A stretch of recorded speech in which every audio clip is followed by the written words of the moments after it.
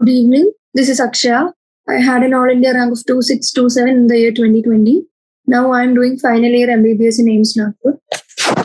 നമ്മൾ chapter 9 part 2 ആണ് ചെയ്യാൻ പോകുന്നത്. NCERT HMLR ക്വസ്റ്റ്യൻസിന്റെ നമ്മൾ പാർട്ട് 1 കുറച്ച് ക്വസ്റ്റ്യൻസ് ചെയ്തിരുന്നു. ഇന്നിന് ഡയറക്ട്ലി ബാക്കിയുള്ള റിമൈനിങ് നമ്മൾ സോൾവ് ചെയ്യാൻ പോവാണ്.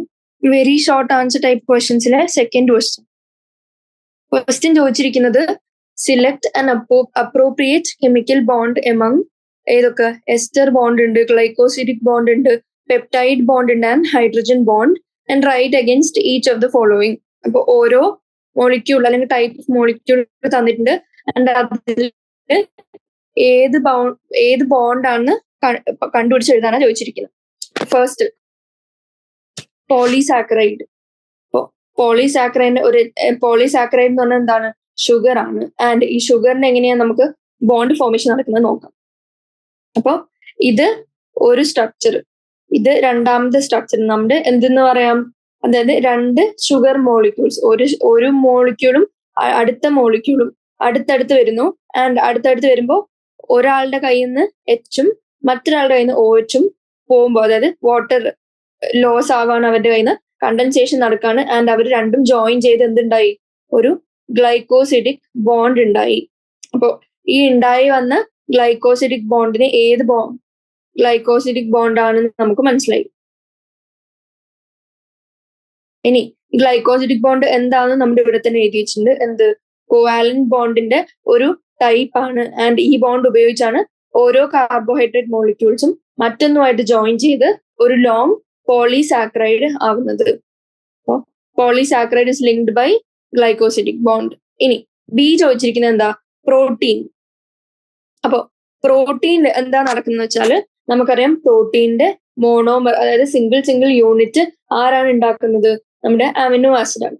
അപ്പോ ഓരോ അമിനോ ആസിഡിനും എന്ത് വേണം? നമ്മൾ ഓൾറെഡി കണ്ടതാണ്. എന്ത് വേണം?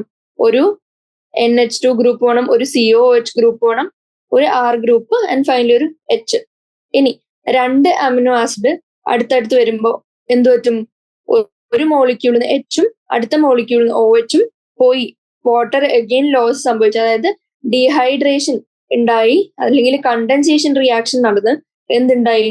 നമ്മുടെ CONH ആയി രണ്ട് മോളിക്യൂളിൽ നടക്കുക. അതിന് നമ്മൾ എന്തെന്ന് വിളിച്ചു? Peptide bond. അപ്പോ പ്രോട്ടീൻസ് എന്തുകൊണ്ടാണ് ലിങ്ക് ചെയ്തിരിക്കുന്നത്? പെപ്റ്റൈഡ് ബോണ്ട് വെച്ചാണ്. ആൻഡ് പെപ്റ്റൈഡ് ബോണ്ട് അഗെയിൻ എന്താണ്? ഒരു കോവാലന്റ് ബോണ്ട് ആണ് ബിറ്റ്വീൻ രണ്ട് അമിനോ ആസിഡ്സ്. ഇനി അത് ആര് തമ്മിൽ റിയാക്ട് ചെയ്യുമ്പോൾ വരുന്നതാണ്? ഒന്നിലെ കാർബോക്സിൽ ഗ്രൂപ്പും മറ്റേതിലെ അമിനോ ഗ്രൂപ്പും റിയാക്ട് ചെയ്യുമ്പോൾ അവരിൽ നിന്ന് ഒരു ഡീഹൈഡ്രേഷൻ സംഭവിച്ചു, അതായത് കണ്ടൻസേഷൻ സംഭവിച്ചു, അതിൽ നിന്ന് ഒരു വാട്ടർ മോളിക്യൂൾ ലോസ് സംഭവിച്ച് ഉണ്ടായതാണ് നമ്മുടെ പെപ്റ്റൈഡ് ബോണ്ട്. പെപ്റ്റൈഡ് ബോണ്ടാണ് ഇപ്പൊ പ്രോട്ടീന്റെ നടുക്ക് നമുക്ക് കാണാൻ പറ്റുന്നത്. ഇനി തേർഡ് ചോദിച്ചിരിക്കുന്നത് ഫാറ്റ്. അപ്പോ ഫാറ്റ് ഉണ്ടാവണമെങ്കിൽ നമുക്കറിയാം എന്ത് സംഭവിക്കണം? അതായത് ഫാറ്റി ആസിഡിലെ കാർബോക്സിൽ ഗ്രൂപ്പ് ആരുമായിട്ട് റിയാക്ട് ചെയ്തു? നമ്മുടെ ട്രൈഗ്ലിസറോളിലെ ഹൈഡ്രോക്സിൽ ഗ്രൂപ്പുമായിട്ട് റിയാക്ട് ചെയ്തു. ആൻഡ് അങ്ങനെ വാട്ടർ എലിമിനേഷൻ സംഭവിച്ചിട്ടുണ്ടാവുന്നതാണ് നമ്മുടെ ഫാറ്റ്. അപ്പോൾ ഇതിലത്തെ ബോണ്ട് ചോദിക്കുകയാണെങ്കിൽ അത് എങ്ങനെ പറയാൻ പറ്റും? ഒരു ട്രൈഗ്ലിസറോൾ ഇവിടെ കൊടുത്തിട്ടുണ്ട് ആൻഡ് അതിന്റെ ഇപ്പുറത്ത് വേറെ എന്ത് കൊടുത്തിട്ടുണ്ട്? നമ്മുടെ ഏതെങ്കിലും ഫാറ്റി ആസിഡ് കൊടുത്തിട്ടുണ്ട്. ഇനി ഇവരുടെ റിയാക്ഷൻ വഴി ഒരു വാട്ടർ മോളിക്യൂൾ ലോസ് ആവുന്നു. എവിടുന്ന്? ഓരോ ഫാറ്റി ആസിഡിൽ നിന്നും. അങ്ങനെ നമുക്ക് ഏത് ബോണ്ട് ഉണ്ടാവുന്നു? എസ്റ്റർ ബോണ്ട് ഉണ്ടാവുന്നു. അപ്പൊ നമുക്ക് ഫാറ്റിൽ ഏതാണ് ബോണ്ട് എന്ന് വെച്ചാൽ നമുക്ക് എന്ത് പറയാൻ പറ്റും? എസ്റ്റർ ബോണ്ട് ആണ് ഫാറ്റിൽ നമുക്ക് കാണാൻ പറ്റും. ഇനി നാലാമത്തെ ക്വസ്റ്റ്യൻ ചോദിച്ചിരിക്കുന്നത് എന്താ? വാട്ടറിൽ ഏത് ബോണ്ടാണെന്നാണ് ചോദിച്ചിരിക്കുന്നത്. അപ്പൊ എന്താണ്? നമുക്കറിയാം വാട്ടർ എന്താണ്? പോളാർ ആയിട്ടുള്ള മോളിക്യൂൾ ആണ്.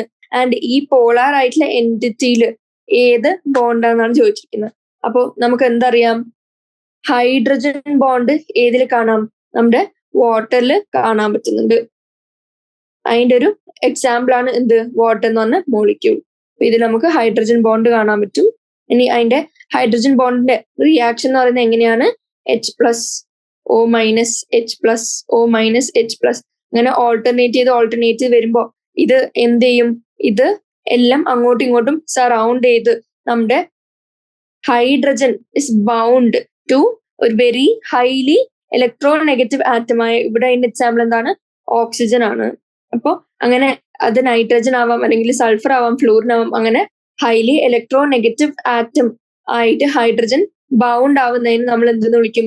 Hydrogen bond. ഇനി അതൊരു ഇലക്ട്രോ വാലന്റ് ഇന്ററാക്ഷൻ ആണ്. അപ്പൊ നമ്മൾ എന്ത് കണ്ടു?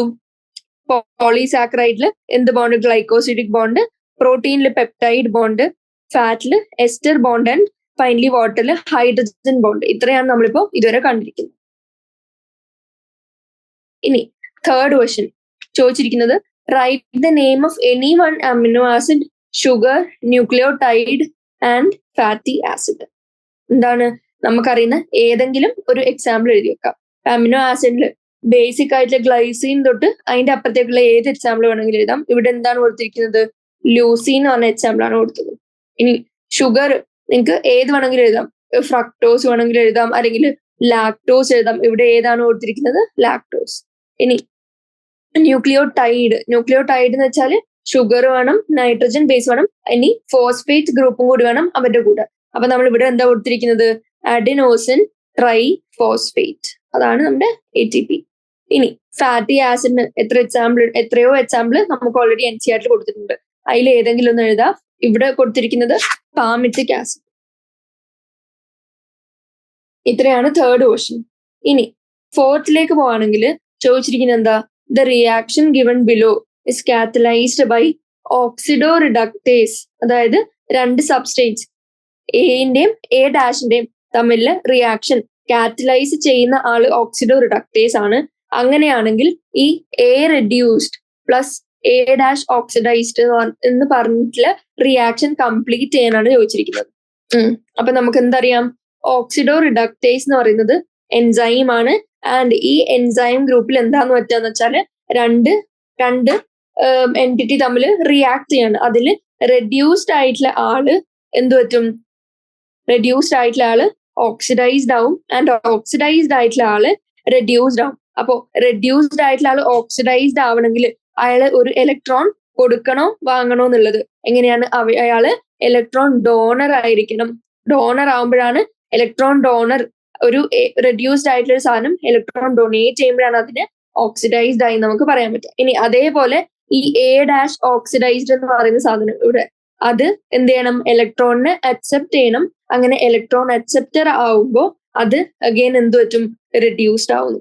അപ്പോ A റെഡ്യൂസ്ഡ്, ഇലക്ട്രോൺ ഡൊണേറ്റ് ചെയ്യുന്നു, അങ്ങനെ A ഓക്സിഡൈസ്ഡ് ആയി. ഇനി A' ഓക്സിഡൈസ്ഡ്, ഇലക്ട്രോൺ അക്സെപ്റ്റ് ചെയ്ത് A' റെഡ്യൂസ്ഡ് ആയി. ഇനി ഇത് ഏത് എൻസൈം വെച്ച് കാറ്റാലിസിസ് നടന്നപ്പോഴാണ് ഇത് സംഭവിച്ചത്? നമ്മുടെ ഓക്സിഡോ റിഡക്ടേസ്. കൊടുത്തുന്ന catalysis, oxidation and reduction reactions. ഇനി അവര് ട്രാൻസ്ഫർ ഓഫ് ഇലക്ട്രോൺ ഉപയോഗിച്ച്, അതായത് ഒരു മോളിക്യൂളിൽ നിന്ന് ട്രാൻസ്ഫർ ഓഫ് ഇലക്ട്രോൺ അടുത്ത മോളിക്യൂളിലേക്ക് പോകുമ്പോൾ ഈ ഇലക്ട്രോൺ ഡൊണേറ്റ് ചെയ്ത അല്ലെങ്കിൽ ട്രാൻസ്ഫേർഡ് ആയ ആള് എന്ത് പറ്റും? നമ്മുടെ ഇലക്ട്രോൺ ഡോണർ ആവും, അല്ലെങ്കിൽ നമുക്ക് എന്ത് പറയാൻ പറ്റും? നമ്മുടെ റിഡക്റ്റന്റ് ആവും. ആൻഡ് റിഡക്റ്റന്റ് എന്ത് പറ്റാ? സ്വയം ഓക്സിഡൈസ്ഡ് ആയി മറ്റുള്ളതിനെ റെഡ്യൂസ് ചെയ്യുന്നതാണ്. റിഡക്റ്റന്റ് എന്ന് പറയുന്നത് ഒന്നും കൂടി ശ്രദ്ധിച്ചു വെക്കുക. മറ്റുള്ളതിനെ റെഡ്യൂസ് ചെയ്യുന്നു, സ്വയം ഓക്സിഡൈസ്ഡ് ആവുന്നു. അങ്ങനെയുള്ളവരാണ് ഇലക്ട്രോൺ ഡോണേഴ്സ്. ഇനി അതേപോലെ മറ്റേയാള് നമ്മുടെ ഓക്സിഡന്റ് ആന്ന് പറയാൻ പറ്റും. അതായത് നമ്മുടെ അക്സെപ്റ്റ് ചെയ്ത ഇലക്ട്രോൺ അക്സെപ്റ്റ് ചെയ്ത ആള് ഓക്സിഡന്റ് ആന്ന് പറയാൻ പറ്റും. ആൻഡ് ഓക്സിഡന്റ് എന്ത് ചെയ്യുന്നത്? ഇലക്ട്രോൺ അക്സെപ്റ്റ് ചെയ്യുന്നു ആൻഡ് ബാക്കി ലൈൻ ഓക്സിഡൈസ് ചെയ്യുന്നു, എന്നിട്ട് സ്വയം റെഡ്യൂസ്ഡ് ആവുന്നു. ഇത്രയാണ് ഫോർത്ത് ക്വസ്റ്റ്യൻ. ഇനി ഫിഫ്ത്ത് ക്വസ്റ്റ്യൻ ചോദിച്ചിരിക്കുന്നത്, how are prosthetic groups different from co factors? Prosthetic ഗ്രൂപ്പും കോ ഫാക്ടറും തമ്മിലുള്ള ഡിഫറൻസ് എന്താണെന്നാണ് ചോദിച്ചിരിക്കുന്നത്. അപ്പൊ നമുക്ക് എന്തറിയാം? പ്രോസ്തെറ്റിക് ഗ്രൂപ്പ്സിന്റെ ടോപ്പിക് നമ്മൾ പഠിച്ചിരുന്നു. അവരെങ്ങനെയാണ്? അവര് ഓർഗാനിക് കമ്പൗണ്ട്സ് ആണ്. ആൻഡ് അവരുടെ മെയിൻ പ്രത്യേകത എന്താന്ന് വെച്ചാല് അത് ടൈറ്റ്ലി ബൗണ്ട് ആയിരിക്കും. ആരുമായി? നമ്മുടെ അപ്പോ എൻസൈമുമായിട്ട്. ഇനി അപ്പോ എൻസൈം എന്താണ്? നമ്മുടെ കോ ഫാക്ടർ ഇല്ലാത്ത എൻസൈമിനാണ് നമ്മൾ അപ്പോ എൻസൈം എന്ന് പറയുന്നത്. ഇനി ആ ടൈറ്റ്ലി ബൗണ്ട് ആയിരിക്കുന്ന ഓർഗാനിക് കമ്പൗണ്ട്സ് എങ്ങനെയായിരിക്കും? ഒന്നുകിൽ കോവാലന്റ് ആയിരിക്കും, അല്ലെങ്കിൽ നോൺ കോവാലന്റ് ഫോഴ്സസ് വരെ ആയിരിക്കും അവരെങ്ങനെയാണ് ബൗണ്ട് ആയിരിക്കുന്നത്. ഇനി എക്സാമ്പിൾ ചോദിക്കുകയാണെങ്കിൽ പെറോക്സിഡേസ് അല്ലെങ്കിൽ കാറ്റലേസ് എടുത്തു നോക്കിയാൽ ഇവര് ഹൈഡ്രജൻ പെറോക്സൈഡിനെ വാട്ടർ ആയിട്ടും ഓക്സിജൻ ആയിട്ടും സ്പ്ലിറ്റ് ചെയ്യുന്ന എൻസൈംസ് ആണ് പെറോക്സിഡേസ്. ഇനി അല്ലെങ്കിൽ കാറ്റലേസ്. ഇനി ഈ എക്സാമ്പിളില് പ്രോസ്തെറ്റിക് ഗ്രൂപ്പ് എന്ന് പറഞ്ഞ് നമുക്ക് ഏതിനെയാണ് പരിചയപ്പെടുത്തുന്നത്?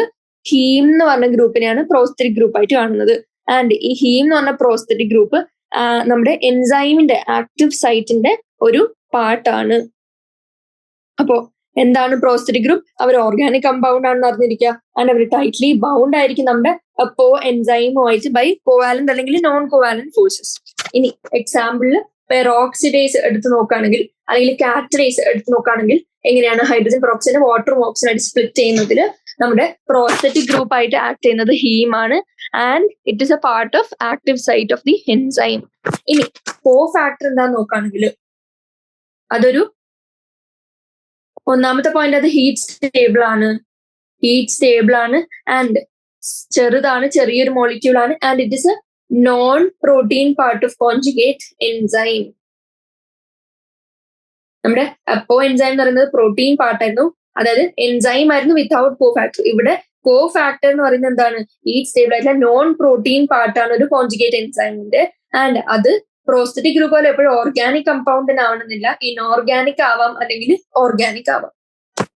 ഇനി ഈ കോ ഫാക്ടർ ലൂസ്ലി ബൗണ്ട് ആയിരിക്കുമ്പോൾ, നമ്മുടെ എൻസൈമുമായിട്ട് ലൂസ്ലി ബൗണ്ട് ആയിരിക്കുമ്പോൾ നമ്മൾ അതിനെ കോ എൻസൈം എന്ന് വിളിക്കുന്നു. And when it is tightly bound to an apoenzyme, അപ്പോഴാണ് നമ്മൾ ഇതിന് എന്തെന്ന് വിളിക്കുന്നത്? ടൈറ്റ്ലി ബൗണ്ടും ആയിരിക്കണം, ഓർഗാനിക് കമ്പൗണ്ടും ആയിരിക്കണം. അങ്ങനെയുള്ള സമയത്ത് നമ്മൾ അതിനെ പ്രോസ്തെറ്റിക് ഗ്രൂപ്പ് എന്ന് വിളിക്കും. അപ്പൊ പ്രോസ്തെറ്റിക് ഗ്രൂപ്പും കോ ഫാക്ടറും എങ്ങനെയാണ് വേർതിരിക്കുക, അല്ലെങ്കിൽ എന്താണ് അവർ തമ്മിലുള്ള ഡിഫറൻസ് എന്ന് അറിഞ്ഞിരിക്കും. ഇനി 6th question. Glycine and alanine are different with respect to one substituent on the alpha carbon. What are the other common substituent groups? ഇപ്പൊ ഗ്ലൈസീനും അലനിനും എന്താണ്? നമ്മുടെ അമിനോ ആസിഡ്സിലെ രണ്ടെണ്ണമാണ്, രണ്ട് ഡിഫറെന്റ് സാധനങ്ങളാണ്. ഇനി അവര് എങ്ങനെയാണ് ഡിഫർ ചെയ്യുന്നത്? ആൽഫ കാർബണിൽ കാണുന്ന ഒരു സബ്സ്റ്റുവന്റ് അവരുടെ വേറെയാണ്. ഇനി അവരുടെ അതിൽ കാണാൻ പറ്റുന്ന what are the other common substituents എന്നാണ് ചോദിച്ചിരിക്കുന്നത്. അപ്പോ എന്താണ് അമിനോ ആസിഡ്സിൽ എന്തൊക്കെ കാണാം? ഒരു അമിനോ ഗ്രൂപ്പ് കാണാം, അതായത് ഒരു NH2 ഗ്രൂപ്പ് കാണാം, ഒരു കാർബോക്സിലിക് ആസിഡ് ഗ്രൂപ്പ് കാണാം, അതായത് COOH കാണാം. ആൻഡ് ഇത് രണ്ടും ഒരു കാർബണിന് അറ്റാച്ച് ചെയ്തിരിക്കണം. ആ അറ്റാച്ച് ചെയ്ത അമിനോ ഗ്രൂപ്പും കാർബോക്സിലിക് ഗ്രൂപ്പും അറ്റാച്ച് ചെയ്തിരിക്കുന്ന കാർബണിന് നമ്മൾ ആൽഫ കാർബൺ എന്ന് വിളിച്ചു. ഇനി ഈ ആൽഫ കാർബണിൽ എന്തൊക്കെയാണ്? എല്ലാ അമിനോ ആസിഡ്സിനും സെയിം ഒരു NH2 ഉണ്ടാവും, ഒരു COH ഉണ്ടാവും ആൻഡ് ഒരു H ഉണ്ടാവും. ഇത്രയും സാധനങ്ങൾ സെയിം ആയിരിക്കും ഇൻ ഓൾ അമിനോ ആസിഡ്. ബാക്കിയുള്ള ഒരു R ഗ്രൂപ്പ് ആണ് വേരിയബിൾ അല്ലെങ്കിൽ ഡിഫർ ചെയ്യുന്നത് ബിറ്റ്വീൻ ഡിഫറെന്റ് അമിനോ ആസിഡ്സ്. അപ്പോ അതിന്റെ സ്ട്രക്ചർ നോക്കുകയാണെങ്കിൽ ഒരു കാർബൺ, അതായത് ഇവിടുത്തെ ആൽഫ കാർബൺ ഇതാണ്, കാരണം this is getting attach to നമ്മുടെ COOHും ബാക്കിയുള്ള NH2ഉം ആൻഡ് ഒരു Hഉം. ഇനി ഈ R ഗ്രൂപ്പ് ആണ് നമ്മുടെ വേരിയബിൾ ഗ്രൂപ്പ്. ഇത്രയാണ് ബേസിക് സ്ട്രക്ചർ അല്ലെങ്കിൽ ബേസിക് ഫോർമുല എന്ന് പറയുന്നത് ഒരു അമിനോ ആസിഡിന്റെ. ഇനി ഗ്ലൈസീനിലും അലാനിനിലും ഇത്രയും നേരം പറഞ്ഞ പോലെ തന്നെ Hഉം NH2ഉം COH ഗ്രൂപ്പും സെയിം ആയിരിക്കും. അപ്പൊ നമുക്ക് ഈ രണ്ട് ഫോർമുല എടുത്ത് നോക്കിയാലും അറിയാം, ആൽഫ കാർബൺ ഉണ്ട് ആൻഡ് ആൽഫ കാർബണിലേക്ക് COOHും NH2ഉം Hഉം സെയിം തന്നെയാണ്. പക്ഷെ ആകെ ഡിഫറൻസ് എന്താ? ബാക്കിയുള്ള ഒരു R ഗ്രൂപ്പ് ഉണ്ടായിരുന്നു, അതായത് ഇവിടെ കാണുന്ന ഈ R ഗ്രൂപ്പ് അലാനിനില് CH3ഉം ഒരു മീഥൈൽ ഗ്രൂപ്പും ഗ്ലൈസീനില് ഒരു Hഉം കൊണ്ടാണ് ഉണ്ടാക്കിയിരിക്കുന്നത്. അപ്പൊ ഗ്ലൈസീനിൽ നമുക്ക് R പകരം H കാണാൻ പറ്റുന്നു ആൻഡ് അലാനിനില് ആ R പകരം നമ്മളൊരു CH3 കൊണ്ടിട്ടു. അതാണ് അവരുടെ തമ്മിലുള്ള ബേസിക് ഡിഫറൻസ്. അപ്പം they are different with respect to one substituent, അതായത് R group attached to the alpha carbon. Other common substituent groups എന്തൊക്കെയാണ്? NH2ഉം എച്ചും ബാക്കി COOH. ഇനി 7th question. Starch, cellulose, glycogen, chitin are polysaccharides. ഈ സാധനങ്ങൾ പോളിസാക്കറൈഡ്സ് ആണ്. And choose one appropriate and write against each. അപ്പോ cotton ഫൈബറിൽ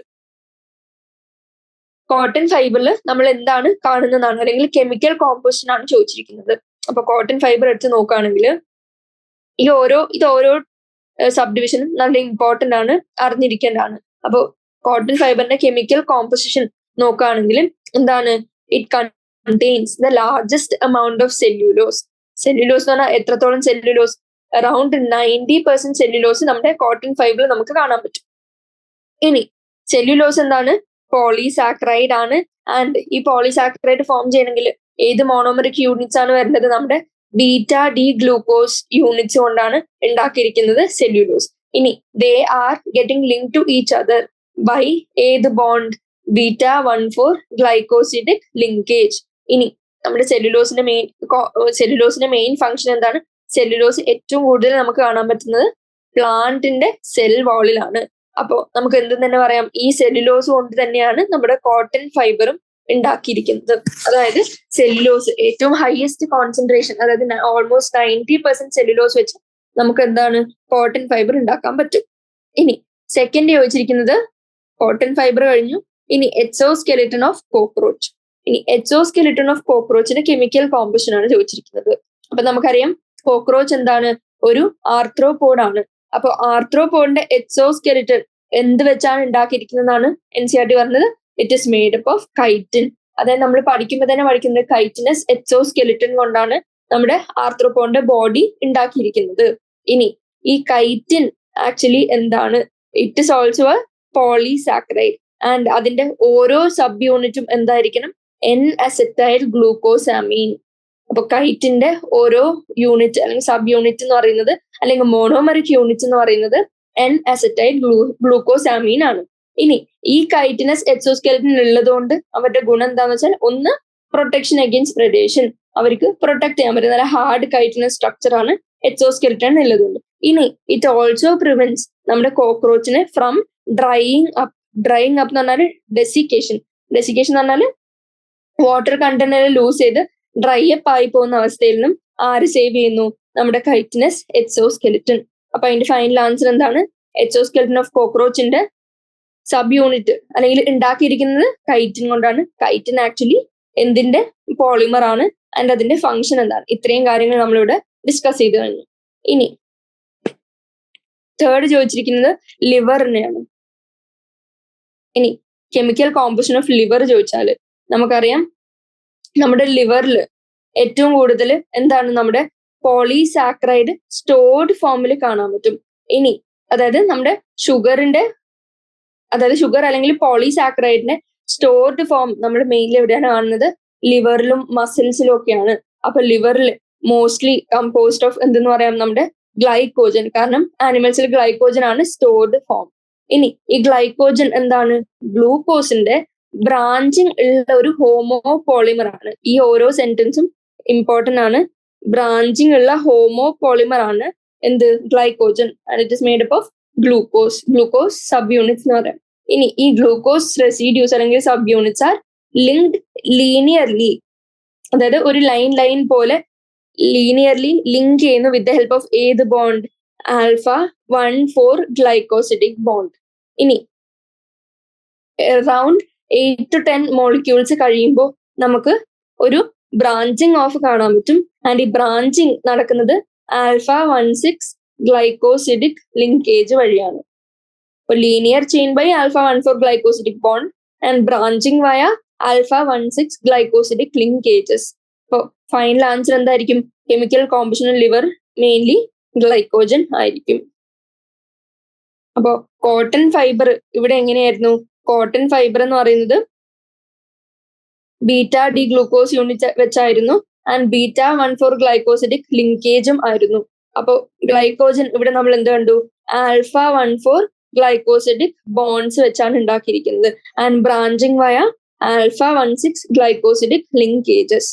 ഇനി last question ചോദിച്ചിരിക്കുന്നത് piled potato.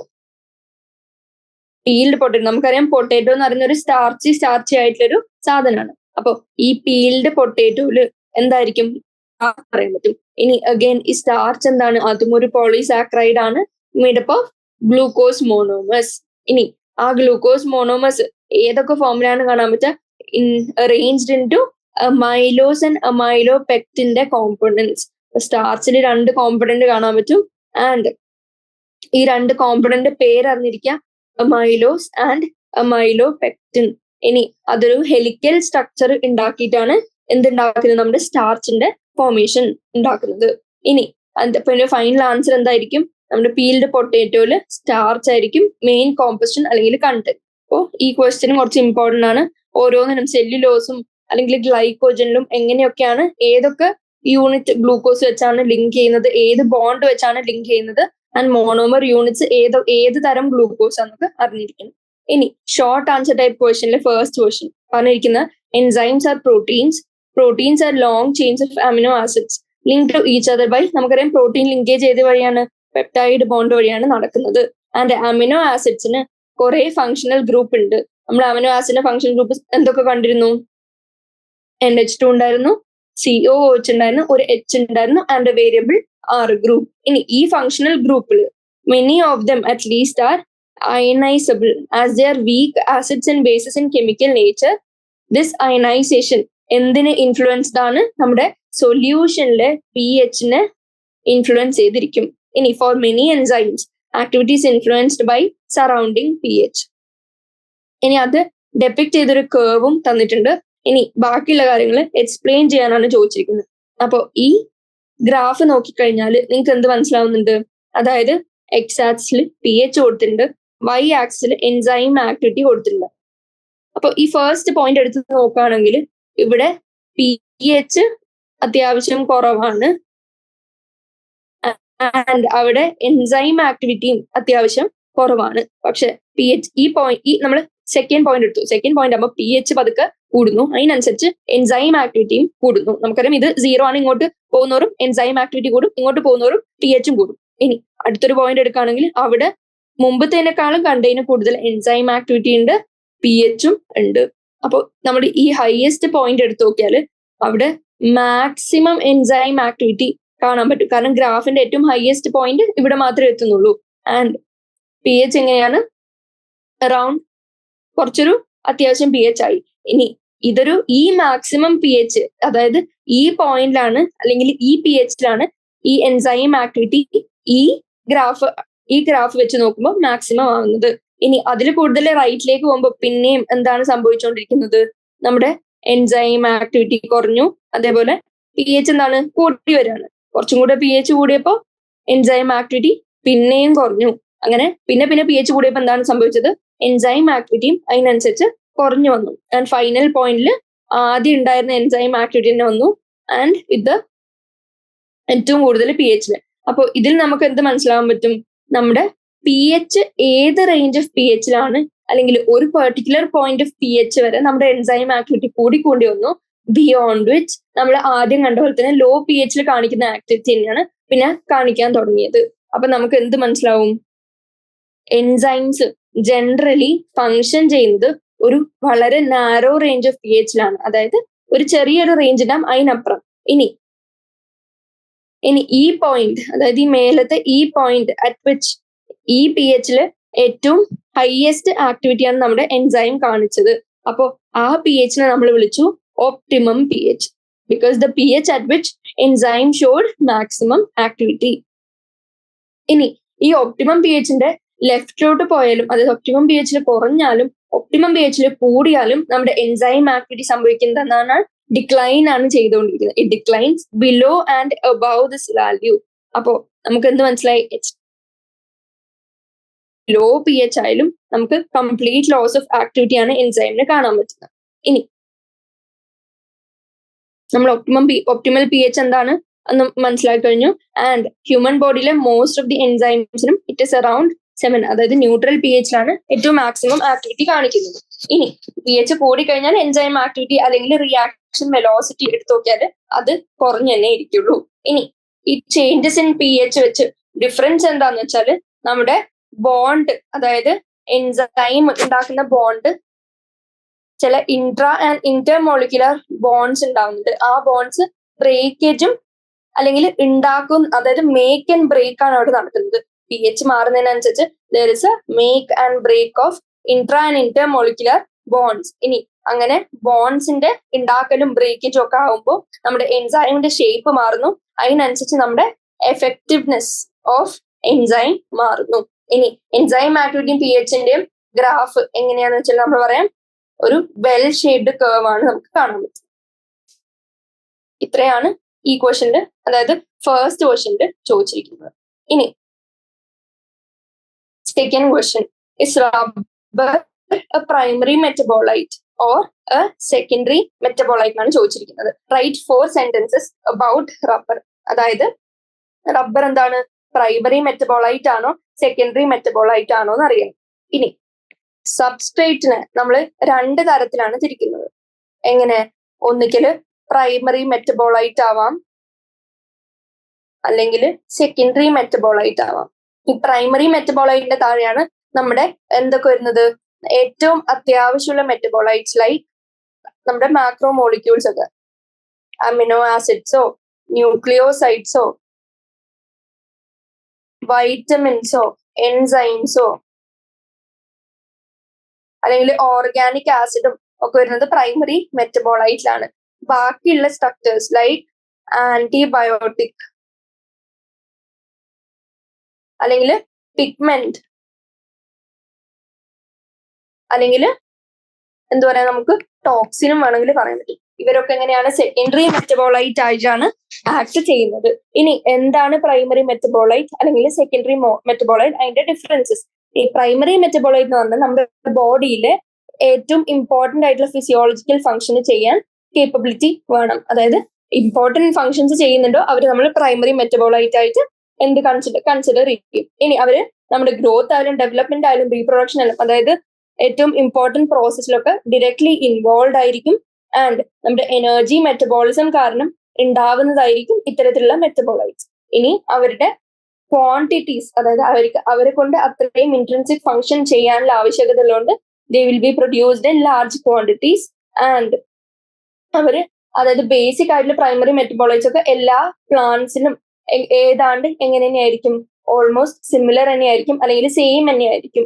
ഇനി അതിന്റെ എക്സാമ്പിൾ ആണ് എന്ത്, വൈറ്റമിൻസോ ന്യൂക്ലിയോടൈഡ്സോ ഏതെങ്കിലും ആസിഡോ, അതായത് ഓർഗാനിക് ആസിഡ്സോ എത്തനോളോ ഒക്കെ നമുക്ക് എന്തായിട്ട് പറയാം, primary metabolite and which performs physiological functions, അതായത് ഇൻട്രിൻസിക് ഫങ്ഷൻസ്. അതേസമയം സെക്കൻഡറി മെറ്റബോളൈറ്റ് എടുത്ത് നോക്കുകയാണെങ്കിൽ അവരെങ്ങനെയാണ്, നമ്മുടെ പ്രൈമറി മെറ്റബോളൈറ്റിന്റെ ഡെറിവേറ്റീവ് ആയിരിക്കും. ആൻഡ് അതായത് ഇക്കോളജിക്കൽ ഫങ്ഷൻസ് ഇപ്പോൾ ആര് പ്ലേ ചെയ്യുന്നതായിരിക്കും, നമ്മുടെ സെക്കൻഡറി മെറ്റബോളൈറ്റ് ആയിരിക്കും. ഇനി അധികം ഗ്രോത്ത് ഒന്നും നടക്കാത്ത സമയത്ത്, അതായത് നമ്മുടെ ഗ്രോത്തിന് പല പല ഫേസസ് ഉണ്ട്. അതിൽ എന്തെങ്കിലും ഒരു സ്റ്റേഷനറി ഫേസ് ഉണ്ട് അറ്റ് വിച്ച് വലിയ ഗ്രോത്ത് ഒന്നും അധികം നടക്കാത്ത, അങ്ങനെയുള്ള ഫേസിലായിരിക്കും കൂടുതലും ഏത് ഫോം ചെയ്യുന്നത്, നമ്മുടെ സെക്കൻഡറി മെറ്റബോളൈറ്റ് ഫോം ചെയ്യുന്നത്.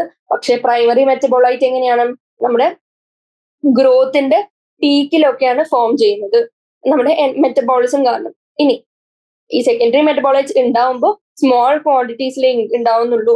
ആൻഡ് അവർ എക്സ്ട്രാക്ഷനും കുറച്ച് ഡിഫിക്കൾട്ട് ആണ്, കാരണം ഇത്രയും ചെറിയ ക്വാണ്ടിറ്റീസിലായതുകൊണ്ട്. ഇനി സെക്കൻഡറി മെറ്റബോളൈറ്റ് എല്ലാത്തിലും കോമൺ ആയിട്ട് നമുക്ക് കാണാൻ പറ്റണമെന്നില്ല. And they are unique to different plant species.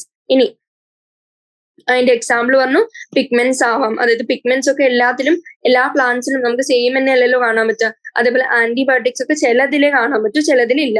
ഇനി അത്തരത്തിലുള്ള ആന്റിബയോട്ടിക്സോ ഡ്രഗ്സോ ടോക്സിനോ പിഗ്മെന്റ്സോ ഒക്കെ സെക്കൻഡറി മെറ്റബോളൈറ്റ് ആയിട്ട് കണക്കാക്കാൻ പറ്റും. ഇനി ഇവിടെ ചോദിച്ചിരിക്കുന്നത് റബ്ബർ പ്രൈമറി മെറ്റബോളൈറ്റ് ആണോ സെക്കൻഡറി മെറ്റബോളൈറ്റ് ആണോ എന്നാണ് ചോദിച്ചിരിക്കുന്നത്. നമുക്ക് എന്ത് പറയാൻ പറ്റും, റബ്ബർ ഇൻട്രിൻസിക് ഫംഗ്ഷൻ ഒന്നും ആവശ്യമുള്ള സാധനമല്ല. പിന്നെ എല്ലാ പ്ലാന്റ്സിലും നമുക്ക് കാണാൻ പറ്റില്ല, അപ്പൊ അത്ര ഇമ്പോർട്ടന്റ് ആയിട്ടുള്ള സാധനം എന്നല്ല. ആൻഡ് റബ്ബർ എന്ന് പറയുന്നത് എന്താണ്, ചില പ്ലാന്റ്സിൽ മാത്രം ഉണ്ടായി വരുന്ന ഒരു സെക്കൻഡറി മെറ്റബോളൈറ്റ് ആണ്. അപ്പോ സെക്കൻഡറി മെറ്റബോളൈറ്റിനെ പറ്റി കുറച്ച് പറഞ്ഞിട്ടുണ്ട്. അതെന്തൊക്കെയാണ്, കമ്പൗണ്ട്സ്, ബേസിക് ആയിട്ടുള്ള പ്രൈമറി മെറ്റബോളിക് പ്രോസസ്സിൽ ഇൻവോൾവ് അല്ലാത്ത കമ്പൗണ്ട്സ് ആയിരിക്കും നമ്മുടെ സെക്കൻഡറി മെറ്റബോളൈറ്റ്. അവർക്ക് ഡിറക്റ്റ് ഫങ്ഷൻ ഒന്നുമില്ല ഗ്രോത്ത് ആൻഡ് ഡെവലപ്മെന്റിൽ. And they will be unique to different plant species. എല്ലാത്തിലും ബേസിക് ഫങ്ഷൻ വഹിക്കുന്നവർ മാത്രമേ ഓൾമോസ്റ്റ് സിമിലർ ആയിട്ട് കാണാറുള്ളൂ, like as in primary metabolite. പക്ഷെ ഇവിടെ എങ്ങനെയാണ്, ഡിറക്റ്റ് ഫങ്ഷനും ഗ്രോത്തിനൊന്നും ആവശ്യമില്ലാത്തതുകൊണ്ട് വേണമെങ്കിൽ ഉണ്ടാക്കാം പ്ലാന്റ്സിന്, അല്ലെങ്കിൽ വേണ്ടെങ്കിൽ ഉണ്ടാക്കണ്ട. വേണ്ടവർ മാത്രമേ ഇത് പ്രൊഡ്യൂസ് ചെയ്യുള്ളൂ. Examples alkaloids, terpenoids, essential oils, toxin, lectin, drug, ബാക്കിയുള്ള ഇതേപോലത്തെ പോളിമറിക് സബ്സ്റ്റൻസസ്. ഇനി റബ്ബറിന്റെ പ്രോപ്പർട്ടീസ് ചോദിച്ചിട്ടുണ്ട്. എന്താണ്? Rubber is a secondary metabolite and rubber tree Hevea brasiliensis എന്നാണ് നമ്മൾ റബ്ബർ എക്സ്ട്രാക്ട് ചെയ്യുന്നത്. ആൻഡ് ഇതിലെ മോണോമർ യൂണിറ്റ് എന്തായിരിക്കും? ഐസോപ്രീൻ യൂണിറ്റ് ആയിരിക്കും. ഐസോപ്രീൻ യൂണിറ്റ് ഒന്നിച്ച് ചേർന്ന് പോളിമറൈസ് ചെയ്തിട്ടാണ് റബ്ബർ ഉണ്ടാവുന്നത്. അതിന്റെ പ്രോപ്പർട്ടീസ് എന്താണ്? ഹൈ ടെൻസൈൽ സ്ട്രെങ്ത്, ഇലാസ്റ്റിസിറ്റി കൂടുതലായിരിക്കും. ആൻഡ് അതുകൊണ്ട് തന്നെ ഇറേസറും ടോയ്സും ഗ്ലോവ്സും ഒക്കെ ഉണ്ടാക്കാൻ നമ്മൾ റബ്ബർ യൂസ് ചെയ്യും. ഇനി ഇതിനെ കുറച്ചും കൂടി സ്ട്രോങ്ങർ ആക്കാൻ, അതായത് ഒരു റിജിഡ് സ്ട്രക്ചർ ഉണ്ടാക്കാൻ നമ്മൾ വേറൊരു പ്രോസസ്സ് റബ്ബറിന് അണ്ടർഗോ ചെയ്യും. അതാണ് വൾക്കനൈസേഷൻ. വൾക്കനൈസേഷൻ നമ്മൾ റബ്ബറിനെ സൾഫറുമായിട്ട് മിക്സ് ചെയ്യുന്നു. ആൻഡ് ആ ഉണ്ടാക്കിയിരുന്ന റബ്ബർ കുറച്ചും കൂടി റിജിഡ് ആയിരിക്കും.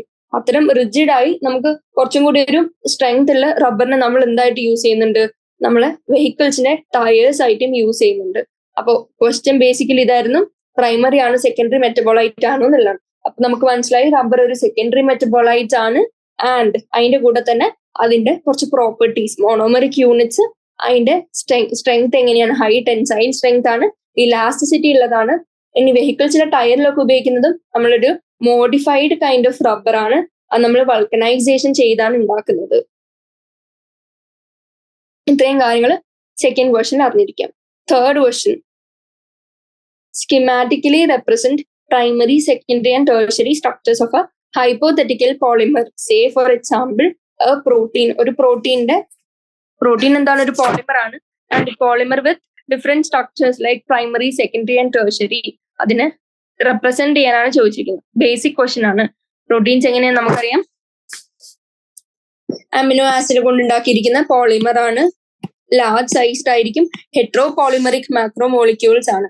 ഇനി പ്രൈമറി സ്ട്രക്ചർ എടുത്ത് നോക്കുകയാണെങ്കിൽ ജസ്റ്റ് ഒരു ലീനിയർ സീക്വൻസ് ആയിരിക്കും. അതായത് ജസ്റ്റ് ലൈൻ ബൈ ലൈൻ ഓരോ amino acid one behind the other arrange ചെയ്ത് വെച്ചിരിക്കുന്നത്. ആൻഡ് ഇവർ അറേഞ്ച് ചെയ്യുമ്പോൾ ഇവർ തമ്മിലുള്ള ബോണ്ട് പെപ്റ്റൈഡ് ബോണ്ട് ആയിട്ടും അറിഞ്ഞിരിക്കാം. അപ്പോൾ ഒരു സെറീൻ എടുത്തു, ഇനി രണ്ടാമതൊരു സിസ്റ്റീൻ എടുത്തു, മൂന്നാമതൊരു ടൈറോസീൻ എടുത്തു, പിന്നെ ഒരു ഗ്ലൂട്ടാമിക് ആസിഡ് എടുത്തു. ഇങ്ങനെ വൺ ബൈ വൺ ഒരു ചെയിനിൽ നമ്മൾ മുത്ത് കോർക്കുന്ന പോലെ കോർത്ത് വരുമ്പോൾ ആ ലീനിയർ സീക്വൻസിനെ നമ്മൾ പ്രൈമറി സ്ട്രക്ചർ എന്ന് വിളിച്ചു. ഇനി ഇതിന് രണ്ട് എൻഡ്സ് ഉണ്ട്, ലെഫ്റ്റ് എൻഡും ഉണ്ട്, റൈറ്റ് എൻഡും ഉണ്ട്. ഇനി അടുത്ത സെക്കൻഡറി സ്ട്രക്ചറിലേക്ക് പോവാണെങ്കിൽ സെക്കൻഡറി സ്ട്രക്ചർ എങ്ങനെയാണ്? അത് ലീനിയർ സീക്വൻസിൽ അതൊരു 3 ഡയമെൻഷനൽ ഫോം ആയി. ആൻഡ് ഈ സെക്കൻഡറി സ്ട്രക്ചറിൽ നമുക്ക് പല പല ബോൺസ് കാണാൻ പറ്റും. അതിലൊന്നാണ് ഹൈഡ്രജൻ ബോൺസ്. ഇനി ഈ hydrogen bond is formed between നമ്മുടെ ബാക്ക് ബോൺ ആയ അമിനോ ആൻഡ് കാർബോക്സിൽ ഗ്രൂപ്പ്സ്. അതായത് ഓരോ അമിനോസിൽ അമിനോ കാർബോക്സിൽ ഗ്രൂപ്പ് ഉണ്ട്. അത് വേറെ അടുത്ത അമിനോ ആസിഡിന്റെ ഇതേ ഗ്രൂപ്പുമായിട്ട് ഒരു ബോണ്ട് ഫോം ചെയ്യുന്നു. അതിനെയാണ് ഹൈഡ്രജൻ ബോണ്ട് എന്ന് വിളിക്കുന്നത്. ഇനി ഈ സെക്കൻഡറി സ്ട്രക്ചർ അഗൈൻ 2 ടൈപ്പ് ഉണ്ട്, ആൽഫ ഹെലിക്സും ബീറ്റ പ്ലീറ്റഡ് ഷീറ്റും. ഇതിൽ ആൽഫ ഹെലിക്സ് എന്ന് പറയുന്നത് ഒരു സ്പൈറലി കോയിൽഡ് ആയിട്ടുള്ള ഒരു സ്ട്രക്ചർ ആണ്. And it forms a right handed helix. ഇനി ഈ ഹെലിക്സ് കോയിലിംഗ് നമുക്ക് കാണാൻ പറ്റും. അതായത് ചില സ്ഥലത്ത് റാൻഡംലി കോയിൽഡ് ആയിട്ട് നമുക്ക് കാണാൻ പറ്റും. ആൻഡ് ഈ ഹെലിക്സിനെ ഹെലിക്സ് ആയിട്ട് സ്റ്റെബിലൈസ് ചെയ്ത് വെക്കുന്നത്, അതായത് ഹെലിക്സ് അൺസ്റ്റേബിൾ ആണെങ്കിൽ അത് കുറച്ചു നേരം കഴിയുമ്പോൾ അൺവൈൻഡ് ചെയ്യും. അങ്ങനെ അൺവൈൻഡ് ആണ് സ്റ്റെബിലൈസ് ചെയ്യുന്നത് ഇതിൽ കാണുന്ന ഹൈഡ്രജൻ ബോൺസ് ആണ്. ആൻഡ് ഈ ഹൈഡ്രജൻ ബോൺസ് ഞാൻ ഓൾറെഡി പറഞ്ഞു, CO of 1 amino acid and NH of next amino acid തമ്മിൽ ഉണ്ടാക്കുന്നതാണ് നമ്മുടെ ഹൈഡ്രജൻ ബോണ്ട്. ഇനി നമ്മളിപ്പോ ആൽഫ ഹെലിക്സ് പറഞ്ഞു. ആൽഫ ഹെലിക്സിന് എങ്ങനെയാണ് spirally coil to form a right handed helix, അതിനെ സ്റ്റെബിലൈസ് ചെയ്യുന്ന ഹൈഡ്രജൻ ബോണ്ടാണെന്ന് കണ്ടു. ഇനി ബീറ്റ പ്ലീറ്റഡ് ഷീറ്റ് എടുത്ത് നോക്കുകയാണെങ്കിൽ എങ്ങനെയാണ് അവര് തമ്മിൽ 2 or 3 പോളിപെപ്റ്റൈഡ് ചെയിൻ വന്ന് ജോയിന്റ് ആവുന്നു. എന്നിട്ട് ഒരു ഷീറ്റ് പോലെ ഒരു സ്ട്രക്ചർ ആവുന്നു. ഇവിടെ ഹെലിക്സ് എല്ലാം ഉണ്ടാവുന്ന ഒരു ഷീറ്റ് പോലത്തെ സ്ട്രക്ചർ ആണ് ഉണ്ടാവുന്നത്. ആൻഡ് ഈ ഷീറ്റ് ലൈക്ക് സ്ട്രക്ചർ അവര് അങ്ങനെ തന്നെ സ്റ്റെബിലൈസ് ചെയ്യുന്നത് ഇന്റർമോളിക്കുലർ ഹൈഡ്രജൻ ബോൺസ് ആണ്. ആൻഡ് ഈ പോളിപെപ്റ്റൈഡ് സ്ട്രാൻഡ്സ് ഈ ഷീറ്റിലെ പാരലൽ അല്ലെങ്കിൽ സെയിം ഡയറക്ഷനിലാണ് റൺ ചെയ്യുന്നത്. എക്സാമ്പിൾ കെരാറ്റിൻ, അല്ലെങ്കിൽ ഒന്നിക്കൽ പാരലൽ ആവാം അല്ലെങ്കിൽ ആന്റി പാരലൽ ആവാം. അപ്പോൾ ആ ബീറ്റ ഷീറ്റ് ഒന്നിക്കൽ പാരലൽ ഡിറക്ഷനിൽ റൺ ചെയ്യാം അല്ലെങ്കിൽ ആന്റി പാരലൽ ഡിറക്ഷനിൽ റൺ ചെയ്യാം. ആൻഡ് പാരലൽ ആണെങ്കിൽ കെരാറ്റിൻ അതിന്റെ ഒരു എക്സാമ്പിൾ ആണ്, ആന്റി പാരലൽ ആണെങ്കിൽ ഫൈബ്രോയിൻ അതിന്റെ ഒരു എക്സാമ്പിൾ ആണ്.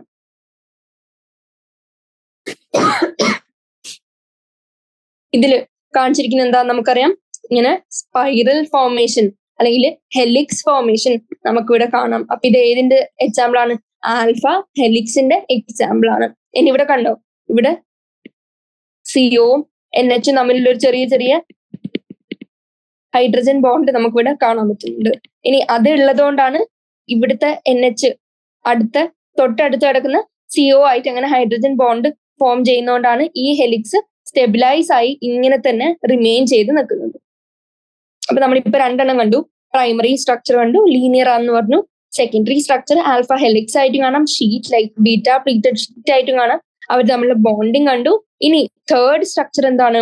ടേഴ്സറി സ്ട്രക്ചർ എന്ന് പറയുന്നത് നമ്മുടെ സെക്കൻഡറി സ്ട്രക്ചർ കുറച്ചും കൂടി മോഡിഫൈഡ് ആയി.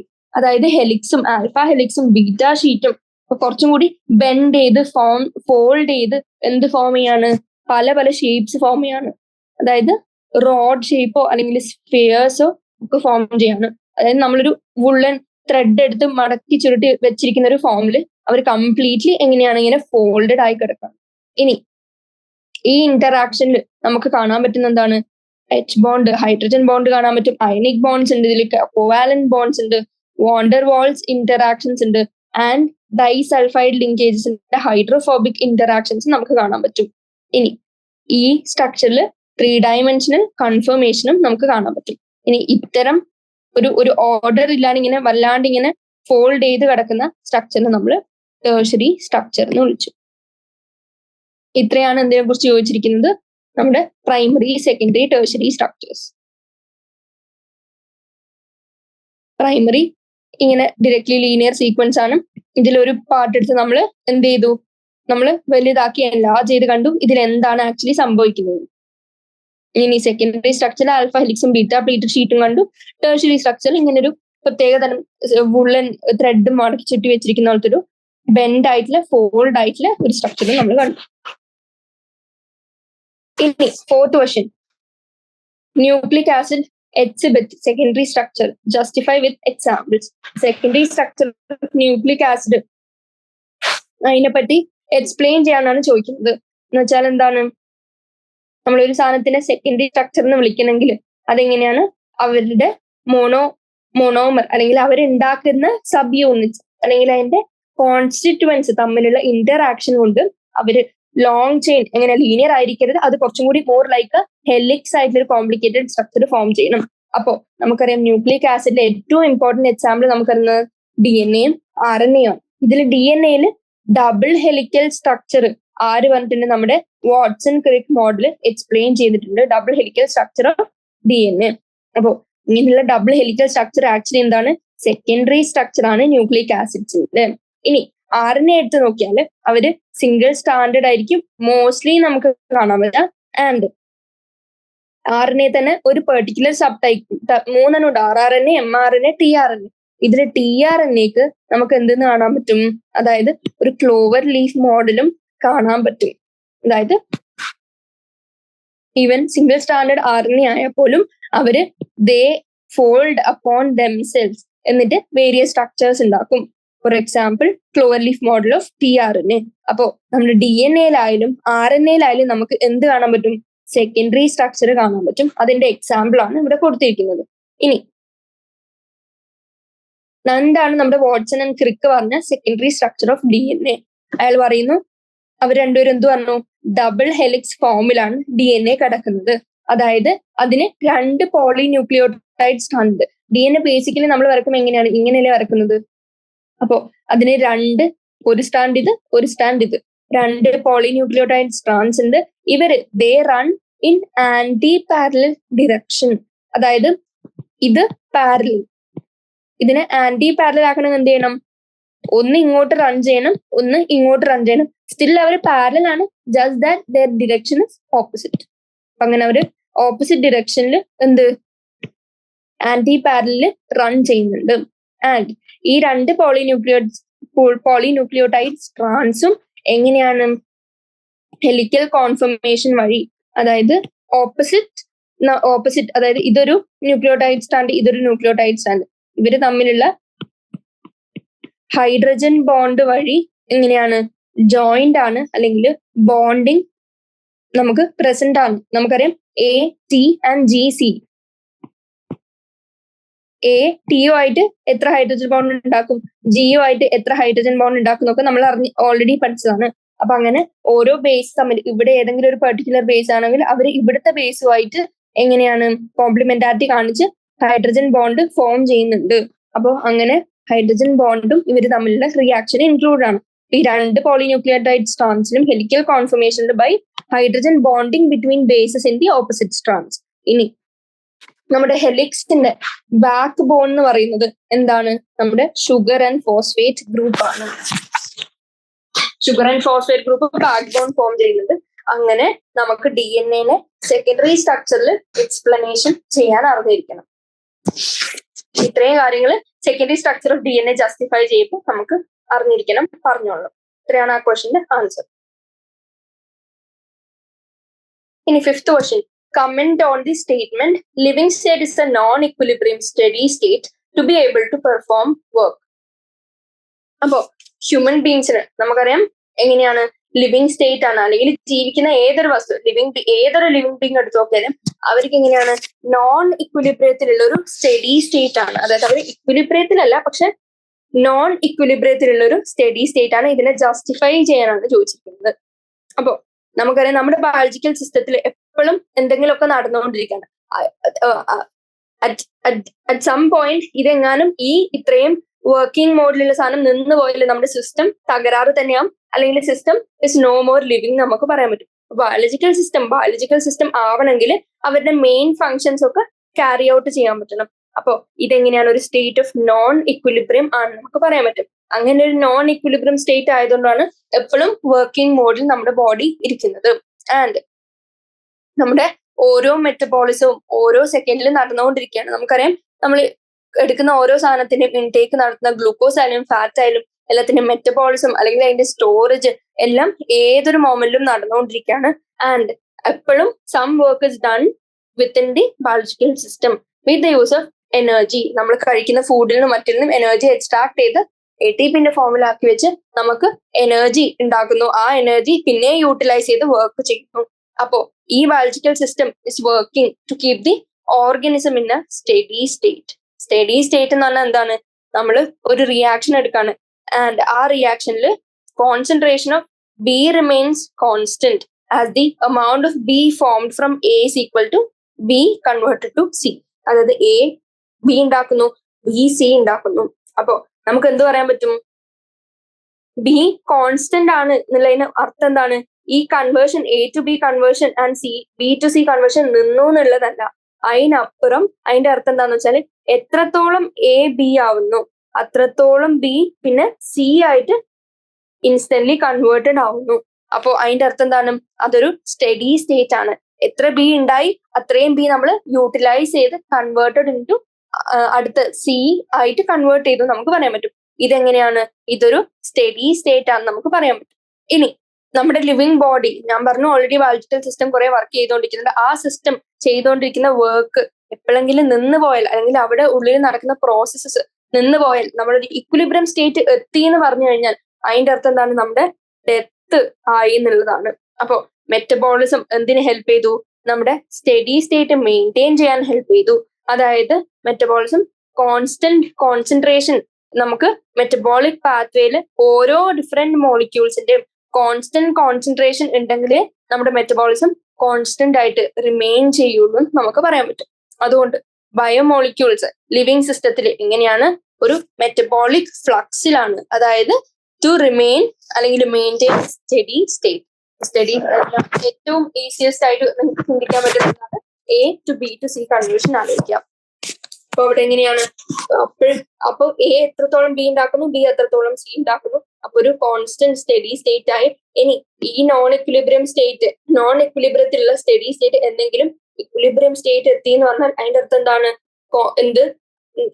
എല്ലാം അൾട്ടിമേറ്റ്ലി നിലച്ചു എന്നുള്ളതാണ്. അതിനർത്ഥം ഡെത്ത് ആയി എന്നുള്ളതാണ്. ഇതാണ് ആ ക്വസ്റ്റ്യൻ ആൻസർ. നമുക്ക് മെറ്റബോളിസം അല്ലെങ്കിൽ വർക്ക് നമ്മുടെ ബോഡി ചെയ്യണം എന്നുണ്ടെങ്കിൽ എന്താണ്? കോൺസ്റ്റന്റ്ലി നമുക്ക് എന്ത് എൻഷോർ ചെയ്യണം?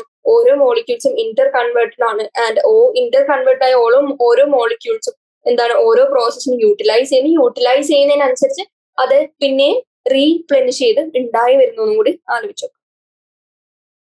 ഇനി ലോങ് ആൻസർ ടൈപ്പിൽ first question, formation of enzyme substrate complex ES is the first step in catalyzed reactions. Describe the other steps until the formation of product. എന്താണ് ബേസിക്കലി ചോദിച്ചിരിക്കുന്നത്? എൻസൈം സബ്സ്ട്രേറ്റ് കോംപ്ലക്സ് ഉണ്ടാവുന്നതാണ്, catalysis നടന്ന് ബാക്കിയുള്ള reactions ഉണ്ടാവുന്നതാണ്. അത് just ഒന്ന് describe ചെയ്യാനാണ്. അപ്പോ എന്ത് സംഭവിക്കുന്നത് നമുക്കറിയാം. ഒരു എൻസൈം മോളിക്യൂളിന് ആക്റ്റീവ് സൈറ്റ്സ് ഉണ്ട്, അതായത് സ്പെസിഫൈഡ് ഷേപ്പിലുള്ള, അതായത് അതിന്റെ സബ്സ്ട്രേറ്റിന് മാത്രം വന്ന് അറ്റാച്ച് ചെയ്യാൻ പറ്റുന്ന രീതിയിലുള്ള ഇതേപോലുള്ള ക്രെവിസസ് ഉണ്ട്, അല്ലെങ്കിൽ ക്രാക്സ് ഉണ്ട്. ആ ക്രാക്സിലേക്ക് ആര് വരും? നമ്മുടെ സബ്സ്ട്രേറ്റ് മോളിക്യൂൾസ് അടുത്ത് വന്നാല് അവര് കറക്റ്റ് അവിടെ കയറിയിരിക്കുന്നു. അപ്പൊ അങ്ങനെ കയറിയിരിക്കുന്ന അവസ്ഥേനെ എൻസൈം സബ്സ്ട്രേറ്റ് കോംപ്ലക്സ് എന്ന് വിളിച്ചു. ആൻഡ് അവരങ്ങനെ നിന്ന് കഴിഞ്ഞ് എന്ത് ചെയ്തു? അവര് ഈ പ്രോസസ്സിന് കറ്റാലിസിസ് എന്ന് പറയും. ആൻഡ് എൻസൈം സബ്സ്ട്രേറ്റ് കോംപ്ലക്സ് ഇച്ചിരി കഴിയുമ്പോൾ എന്തുണ്ടാക്കും? നമ്മുടെ വേരിയസ് കോമ്പിനേഷൻ, അതായത് making and breaking of bonds വഴി ഫൈനലി അതെന്താവും? നമ്മുടെ പ്രോഡക്റ്റിനെ റിലീസ് ചെയ്യുന്നു. അപ്പൊ എൻസൈം സെപ്പറേറ്റ് ആയി, enzyme is ready to be used up again. And അതിന്റെ കൂടെ തന്നെ നമ്മുടെ പ്രോഡക്റ്റും ഉണ്ടാക്കി വന്നു. അതായത് ഓരോ എൻസൈം മോളിക്യൂളും ഒരു ആക്റ്റീവ് സൈറ്റ് ഉണ്ട്. ആൻഡ് ഈ ആക്റ്റീവ് സൈറ്റിൽ സ്പെസിഫിക് ആയിട്ടുള്ള, അതായത് നമുക്കറിയാം ഈ ക്രെവിസസ് റൗണ്ട് ആണെങ്കിൽ അവിടെ റൗണ്ട് ഷേപ്പ്, അതായത് ആ സ്പെസിഫിക് ഷേപ്പുള്ള സബ്സ്ട്രേറ്റിന് മാത്രമേ ജോയിൻ ചെയ്യാൻ പറ്റുള്ളൂ. അതേപോലെ സ്പെസിഫിക് ബൈൻഡിങ് സൈറ്റ് ഉണ്ട്. ആൻഡ് ഈ എൻസൈം വർക്ക് ചെയ്യുന്ന എങ്ങനെയാണ്? എൻസൈം സബ്സ്ട്രേറ്റ് കോംപ്ലക്സ് ഉണ്ടായി കഴിഞ്ഞാൽ നമ്മുടെ ആക്ടിവേഷൻ എനർജി കുറയും. അപ്പൊ ആക്ടിവേഷൻ എനർജി കുറഞ്ഞാൽ ചെറിയ എനർജി ഓൾട്ടറേഷനിൽ തന്നെ നമുക്ക് എന്തുണ്ടാക്കാൻ പറ്റും? നമ്മുടെ പ്രോഡക്റ്റ് ഉണ്ടാക്കാൻ പറ്റും. അപ്പോ സബ്സ്ട്രേറ്റിന് ആക്റ്റീവ് സൈറ്റ് ഉണ്ട്, ആൻഡ് അവർ ഫിറ്റ് ചെയ്തു. ആൻഡ് അത് കഴിയുമ്പോൾ ബൈൻഡിങ് ഓഫ് സബ്സ്ട്രേറ്റ് എന്ത് ചെയ്തു? എൻസൈംസിന്റെ ഷേപ്പ് ഓൾട്ടർ ചെയ്തു. അങ്ങനെ എൻസൈം സബ്സ്ട്രേറ്റ് കോംപ്ലക്സ്, കാരണം അവർ ഒന്നായി, എൻസൈമും സബ്സ്ട്രേറ്റും ഒന്നായി, വേറെ ഒരു ഷേപ്പായി, പുതിയൊരു സാധനമായി. ഇനി ഈ കോംപ്ലക്സിൽ എന്ത് പറ്റുന്നു? നമ്മുടെ active site of the enzyme ഇപ്പൊ സബ്സ്ട്രേറ്റ് ഒരു ക്ലോസസ്റ്റ് കോൺടാക്റ്റിലാണ്, അല്ലെങ്കിൽ ക്ലോസസ്റ്റ് പ്രോക്സിമിറ്റിയിലാന്ന് പറയാൻ പറ്റും. അപ്പോ അവിടെ അതിന്റെ കെമിക്കൽ ബോൺസ് ബ്രേക്ക് ചെയ്യുന്നു. ആൻഡ് പുതിയ എൻസൈം പ്രോഡക്റ്റ് കോംപ്ലക്സ് ഫോം ചെയ്യാണ്. ആൻഡ് ഇത് ഫോം ചെയ്യുന്ന നിമിഷം തന്നെ എന്ത് പറ്റുന്നു? എൻസൈം ഈ പ്രോഡക്ട്സിനെ റിലീസ് ചെയ്യുന്നു. ആൻഡ് നമ്മുടെ ഫ്രീ ആയിട്ടുള്ള എൻസൈം അഗൈൻ അടുത്ത മോളിക്യുലർ സബ്സ്ട്രേറ്റിലേക്ക് ജോയിൻ ചെയ്യാൻ, അല്ലെങ്കിൽ ബൈൻഡ് ചെയ്യാൻ പോവാണ്. And once again run through the catalytic cycle. ഇത്രയാണ് എന്തിൽ നടക്കുന്നത്? ഫോർമേഷൻ ഓഫ് പ്രോഡക്റ്റിന് മുമ്പ് നടക്കുന്ന പ്രോസസ് അല്ലെങ്കിൽ സ്റ്റെപ്സ്. ഇനി സെക്കൻഡ് ക്വസ്റ്റ്യൻ എന്താണ്? അത് ഡയറക്റ്റ് ക്വസ്റ്റ്യൻ ആണ്. What are the different classes of enzymes? Explain any two with the type of reaction the catalyse. അപ്പൊ ഡിഫറെന്റ് ക്ലാസസ് എങ്ങനെയാണ് വന്നത്? ഓത്ത് ലിൽ എന്ന് പറഞ്ഞാണ് നമ്മൾ ഇത് ബേസിക്കലി ന്യൂമോണിക് പറയുന്നത് 6 ക്ലാസ് ഓഫ് എൻസൈംസിന്. അപ്പൊ നമ്മുടെ ഓർഡറും തെറ്റില്ല. അതെങ്ങനെയായിരിക്കും? First oxido reductase, transferase, hydrolase, lyase, isomerase and ligases. അപ്പൊ 6 ക്ലാസസ് ഉണ്ട് എൻസൈംസിന്. ആൻഡ് ഇവർ ഓരോന്നും എന്താണ് ചെയ്യുന്നത്? ഓക്സിഡോ റിഡക്ടേസ് പേര് പോലെ തന്നെ റെഡ്യൂസ്ഡ് ആയതിനെ ഓക്സിഡൈസ്ഡ് ആക്കി, അതേസമയം ഓക്സിഡൈസ്ഡ് ആയതിനെ റെഡ്യൂസ് ആക്കി വിത്ത് the help of transfer of electrons അല്ലെങ്കിൽ H+. ഇനി ട്രാൻസ്ഫറേസ് എന്താണ് ചെയ്യുന്നത്? ട്രാൻസ്ഫറേസ് എന്ത് ചെയ്തു? നമ്മുടെ ഫങ്ഷണൽ ഗ്രൂപ്പിന്, അതായത് ഹൈഡ്രജൻ അല്ലാത്ത ബാക്കിയുള്ള ഫങ്ഷണൽ ഗ്രൂപ്പ്സിന് ഒരു മോളിക്യൂളിന്, അതായത് ഡൊണേറ്റ് ചെയ്യാൻ താല്പര്യമുള്ളിടത്തുനിന്ന് ഡൊണേറ്റ് ചെയ്യുന്നു. ആൻഡ് അത് നമ്മൾ അക്സെപ്റ്റഡ് മോളിക്യൂൾ അക്സെപ്റ്റ് ചെയ്യുന്നു. ഇതിന്റെ എക്സാമ്പിൾ നമ്മൾ കൈനേസ് പറയാൻ പറ്റും. കൈനേസസ് എന്താണ് ചെയ്യുന്നത്? ഫോസ്ഫേറ്റ് ഗ്രൂപ്പ്, അതായത് ATPയില് നമുക്ക് കാണാൻ പറ്റുന്ന high energy phosphate donating molecules ഉണ്ട്, ATP പോലത്തെ. അവിടുത്തെ ഫോസ്ഫേറ്റ് ഗ്രൂപ്പ് എടുത്ത് നമ്മുടെ പെർട്ടിക്കുലർ സബ്സ്ട്രേറ്റിന് ഡൊണേറ്റ് ചെയ്യുന്നു. അപ്പോൾ ഒരു സബ്സ്ട്രേറ്റും ATP എന്ന് പറഞ്ഞാൽ ഡൊണേറ്റ് ചെയ്യാൻ താല്പര്യമുള്ള high energy phosphate donating molecule ആണ്. With the help of kinase. ഈ കൈനേസ് ആരോന്റെ മേലെയാണ് വരേണ്ടിയിരുന്നത്. And with the help of kinase എന്തുണ്ടാക്കുന്നു? സബ്സ്ട്രേറ്റിന് ഫോസ്ഫേറ്റ് കിട്ടി ആൻഡ് ഇവിടെ ADP ഫോം ചെയ്തു.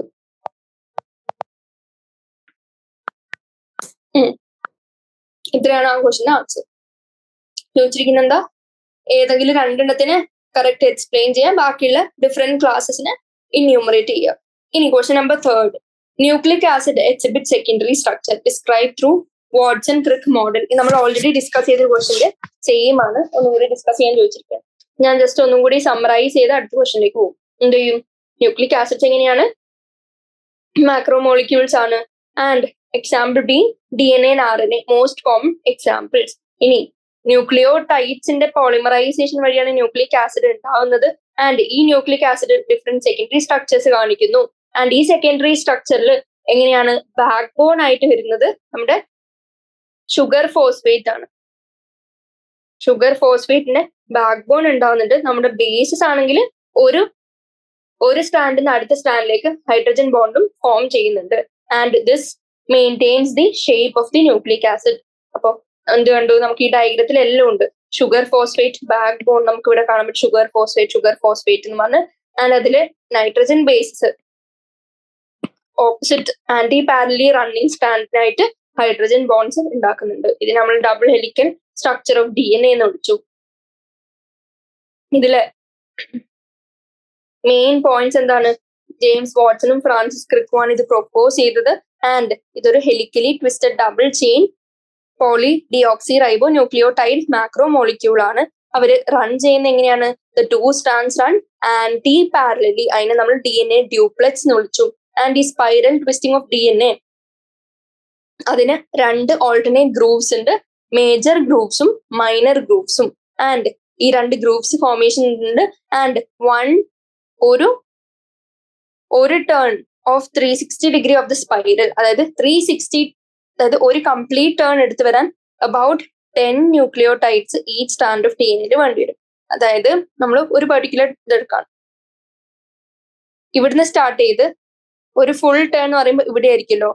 ഒരു കംപ്ലീറ്റ് ടേൺ ഇത്രയും ആലോചിച്ചാൽ മതി. ഒരു കംപ്ലീറ്റ് ടേണില്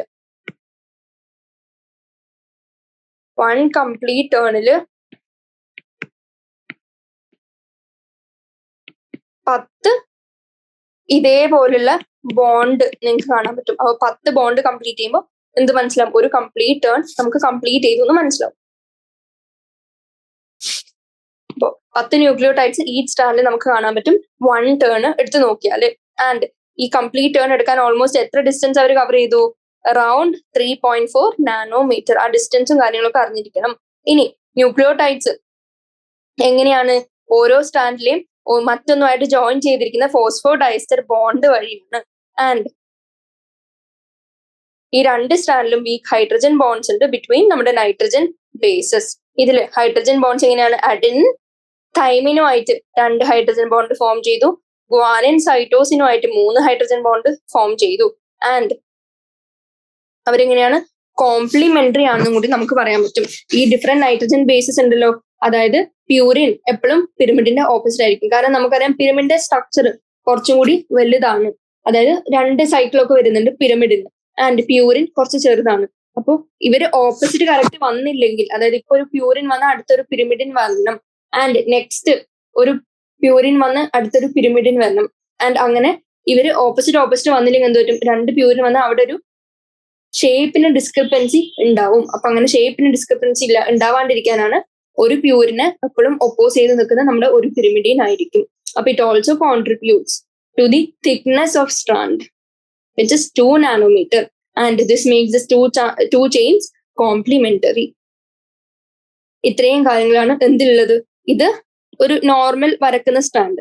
ഇതിന്റെ ഇത്രയും ഭാഗത്തിന് LR ചെയ്ത് നോക്കുമ്പോൾ നമുക്ക് ഇത്രയും വലിയ കാര്യങ്ങളൊക്കെ അറിയാൻ പറ്റും. G and C തമ്മിൽ 3 hydrogen bond, T and A തമ്മിൽ 2 hydrogen bond, and sugar phosphate backbone കാണാൻ പറ്റും. ബേസസ് തമ്മിലുള്ള പെയറിംഗ് കാണാൻ പറ്റും. ആന്റി പാരലൽ റണ്ണിങ് കാണാൻ പറ്റും. കോംപ്ലിമെന്ററി നേച്ചർ കാണാൻ പറ്റും. ആൻഡ് ഒരു പ്യൂരിനെ ഒരു പിരമിഡിൻ ഒപ്പോസ് ചെയ്യുന്നത് കാണാൻ പറ്റും. ഇനി 4th ക്വസ്റ്റ്യൻ ചോദിച്ചിരിക്കുന്നത്, what is the difference between A nucleotide and nucleoside? Give example. നമുക്കറിയാം എന്താണ്, നൈട്രജൻ ബേസും പെൻഡോ ഷുഗർ മാത്രമുള്ള അതിനെ സൈഡ് എന്ന് വിളിച്ചു. ആൻഡ് ഇതിലേക്ക് ഫോസ്ഫേറ്റ് കൂടി ആഡ് ചെയ്താൽ അതിനെ ന്യൂക്ലിയോടൈഡ് എന്ന് വിളിച്ചു. Nucleotide is acidic in nature. അതേസമയം nucleoside is slightly basic. And nucleoside എന്നാണ് ന്യൂക്ലിയോടൈഡിന്റെ ഒരു കോമ്പണന്റ് ആണ് and forms with both ribose and deoxyribose. പക്ഷെ ന്യൂക്ലിയോടൈഡ് എങ്ങനെയാണ് formed through phosphorylation of nucleoside. അതായത് ന്യൂക്ലിയോസൈഡിനോട് ഒരു ഫോസ്ഫേറ്റ് ഗ്രൂപ്പ് ആഡ് ചെയ്ത് ഫോസ്ഫോറൈലേഷൻ നടത്തിയിട്ട്.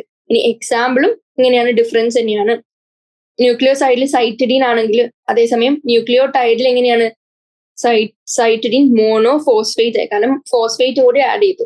യൂറിഡീൻ ആണെങ്കിൽ ഇവിടെ യൂറിഡീൻ മോണോഫോസ്ഫേറ്റ് ആണ്. അപ്പൊ അങ്ങനെ മോണോഫോസ്ഫേറ്റ് എല്ലാത്തിനെയും കൂടി കൂട്ടുമ്പോഴാണ് നമുക്ക് എന്ത് കിട്ടുന്നത്, ന്യൂക്ലിയോടൈഡ് കിട്ടുന്നത്. സ്ട്രക്ചർ എങ്ങനെയാണ്, ഡിഫറെന്റ് തന്നെയാണ്. ഇവിടെ എന്തുണ്ട്, ബേസ് ഉണ്ട് ആൻഡ് ഹോൾ കംപ്ലീറ്റ് ഒരു ഷുഗർ ഉണ്ട്.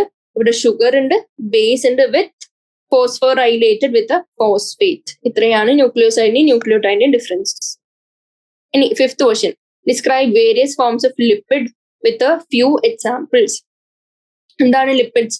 അതായത് higher fatty acid join with alcohol like glycerol നമ്മൾ എന്ത് വിളിക്കും, ലിപ്പിഡ് എന്ന് വിളിക്കും. ആ റിയാക്ഷനെ എസ്റ്ററിഫിക്കേഷൻ എന്നാണ് വിളിക്കുക. അതുകൊണ്ട് ലിപ്പിഡ്സിനെ എസ്റ്റേഴ്സ് എന്നാണ് വിളിക്കുന്നത്.